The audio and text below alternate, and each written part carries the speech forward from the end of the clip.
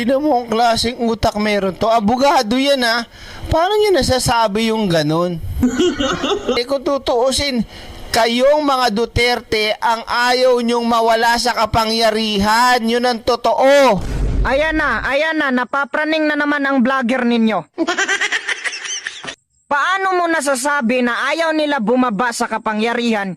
Ibumaba na nga si Tatay Digong eh. Magiging presidente ba si BBM kung hindi bumaba si Tatay Digong? Tapos si Inday Sara ayaw nga sana niya, pinilit lang eh. Tapos sasabihin ninyo na sakim sa kapangyarihan ayaw bumaba? Tatanungin kita, naniniwala ka ba sa pinagsasabi mo, Direk Valera? Ikis ka na sa amin kahit anong sasabihin mo. Tapos may isa pang preso dyan, inuutosan ng mga traidor para magsinungaling. Sasabihin na ito, asawa ni BP, drug lord to. Tapos sinamon magpalay detector test, takot naman pala kasi sinungaling.